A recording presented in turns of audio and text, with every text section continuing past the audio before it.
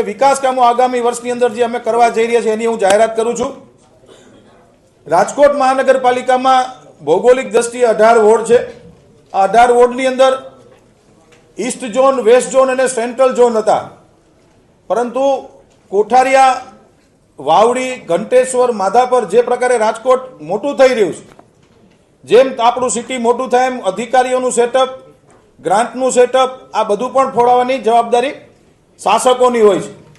એટલે આજ રોજ નવા બજેટની અંદર, નવા વર્ષની અંદર એક નવો ઝોન આપણે ઊભો કરીએ છીએ, જેનું નામ સાઉથ ઝોન રહેશે। વોર્ડ નંબર 15, 16, 17 અને 18 આ 4 વોર્ડનો એક નવો ઝોન, જેને સાઉથ ઝોન કહેવામાં આવશે। કોઠારિયાથી લઈ અને સોરઠિયાવાડીથી લઈ અને દૂધની ડેરીવાળો આખો વિસ્તાર અને આખું કોઠારિયા ગામ, જેને આપણે સાઉથ ઝોન તરીકે ડિક્લેર કરીએ છીએ। કોર્પોરેટરની ગ્રાન્ટ 15 લાખના 20 લાખ રૂપિયા। પછી ward number 16માં Devpara 80 ફૂટના રોડથી Aji GIDC તરફનો રોડ જોડવા નદી પરનો બ્રિજ બનાવીએ છીએ। વોર્ડ નંબર 11, 18 પછી માધાપરમાં કોમ્યુનિટી હોલ અને વોર્ડ નંબર 6માં મહારાણા પ્રતાપ કોમ્યુનિટી હોલનું નવીનીકરણનું આજે આયોજન કર્યું છે। શાળા નંબર 1 કિશોરસિંહજી સ્કૂલ તથા શાળા નંબર 51 ડોક્ટર વિક્રમ સારાભાઈ સ્કૂલનું નવીનીકરણ અને મોડેલ સ્કૂલ તરીકે આવનારા વર્ષમાં અમે બનાવવા જઈ રહ્યા છીએ। ભાડાના મકાનમાં કુલ આંગણવાડીઓ રાજકોટ મહાનગરપાલિકાની 317 અંદાજિત આંગણવાડીઓ છે, તેમાં 61 આંગણવાડી ભાડાના મકાનમાં ચાલી રહી છે। તો આવનારા વર્ષની અંદર આ તમામ આંગણવાડીઓ રાજકોટ મહાનગરપાલિકાના પોતાના બિલ્ડિંગના બેસે એવા પ્રયાસ અમે લોકો કરવાના છીએ। દરેક આંગણવાડીમાં વોટર કુલર, વોટર પ્યોરિફાયર અને સબમર્સિબલ પંપ મૂકવા, જેથી કરીને બાળકોને શુદ્ધ પાણી મળી રહે। માધવરાવ સિંધિયા ક્રિકેટ સ્ટેડિયમનું નવીનીકરણ કરવા જઈ રહ્યા છીએ। માધવરાવ સિંધિયા ક્રિકેટ સ્ટેડિયમની એક યાદ છે, એમાં વર્ષો પહેલા આંતરરાષ્ટ્રીય મેચ રમાતા, જેનું સ્ટેડિયમ આજે થોડું જર્જરિત છે એટલે વારંવાર રિનોવેશન કરવું પડે છે। તો એનું પણ અમે 150 લાખના ખર્ચે નવીનીકરણ કરવા જઈ રહ્યા છીએ। કિસાનપરા ચોકથી મહિલા કોલેજ અંડરબ્રિજ સુધીનો બંને બાજુ તથા બાલાજી હોલથી ધોળકિયા સ્કૂલવાળો રોડ આવાસ યોજના સુધી, મેં જે વ્હાઇટ ટોપિંગનું જે કીધું એ આપણે બીજા 2 નવા વ્હાઇટ ટોપિંગ રોડ આવનારા દિવસોની અંદર, વર્ષની અંદર આપણે બનાવવા જઈ રહ્યા છીએ। રાજકોટ મહાનગરપાલિકા હસ્તકના આરોગ્ય કેન્દ્રો, આંગણવાડીઓ તથા બાકી રહેલ તમામ મિલકતોમાં સોલાર રૂફટોપ ફિટ કરવા દેશના વડાપ્રધાન નરેન્દ્રભાઈ મોદી સાહેબે જે દેશને અપીલ કરી છે કે તમામ લોકો સોલાર રૂફટોપ ઘરે ઘરે નખાવે, એવી જ રીતે રાજકોટ મહાનગરપાલિકાના બાકી રહેતી જે મિલકતો છે તેમાં સોલાર રૂફટોપ ફિટ કરીને વીજળીના ખર્ચમાંથી બચત માટેનો અમે પ્રયાસ કરવાના છીએ। રાજકોટ મહાનગરપાલિકાના દરેક વોર્ડમાં જ્યાં વોર્ડ ઓફિસ નવીનીકરણ બાકી છે, એ બધી જ વોર્ડ ઓફિસને નવીનીકરણ માટેની એક નવા વર્ષમાં યોજના છે। સ્માર્ટ સોસાયટીમાં હાલમાં આપવામાં આવતી સફાઈ ગ્રાન્ટ પ્રતિ ₹1.5 હતો, તેને વધારીને 3 રૂપિયા કરી છે। રાજકોટની 155 સ્માર્ટ સોસાયટીઓ છે, જેને રાજકોટ મહાનગરપાલિકા પ્રતિ ફૂટ ₹1.5 ગ્રાન્ટ આપતી સફાઈ માટે, એટલે કે આખે એક સફાઈ કામદારને અંદાજિત 4500 રૂપિયા જેવો મહિનાનો પગાર થતો હતો।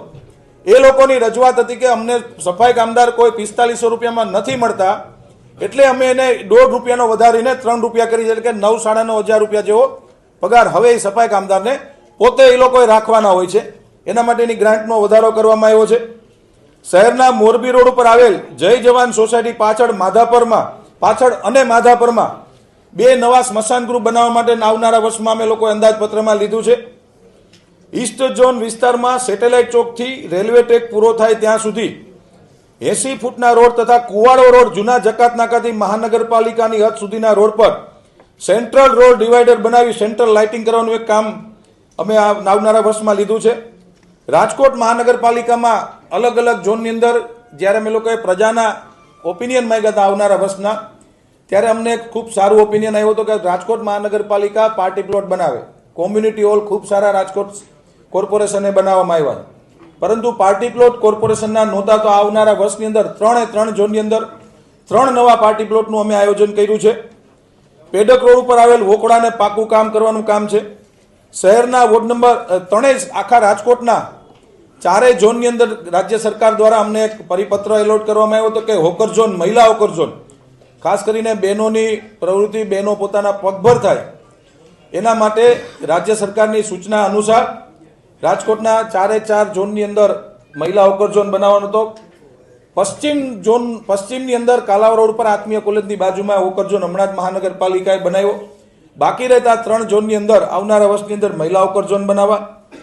પછી સિનિયર સિટીઝન, દિવ્યાંગો, થેલેસેમિયાગ્રસ્ત, જુવેનાઇલ ડાયાબિટીસગ્રસ્તને આખા રાજકોટની અંદર સિટી બસ સેવા તથા બીઆરટીએસની સિટી બસ સેવામાં ફ્રી મુસાફરીની આજે જાહેરાત કરીએ છીએ. રાજકોટમાં રહેતા સિનિયર સિટીઝનોનો તમામને સમગ્ર રાજકોટની અંદર આજથી નિઃશુલ્ક સિટી બસ બીઆરટીએસ અને રાજકોટના તમામ જે અલગ અલગ વિસ્તારની અંદર જે સિટી બસ રૂટ ચાલે એમાં નિઃશુલ્ક પ્રવેશ આપવામાં આવશે. હાલની કોલ સેન્ટર ફરિયાદ નિવારણ સિસ્ટમને વ્યાપ વધારીને વોટ્સઅપ સિવાયના સોશિયલ મીડિયા પ્લેટફોર્મ સાથે ઇન્ટિગ્રેટ કરવામાં આવશે. વોટ્સઅપ છે, ટ્વિટર છે, ઇન્સ્ટાગ્રામ છે, ફેસબુક છે, અલગ અલગ જગ્યાએ રાજકોટના લોકો પોતાની કમ્પ્લેન નોંધાવી શકશે.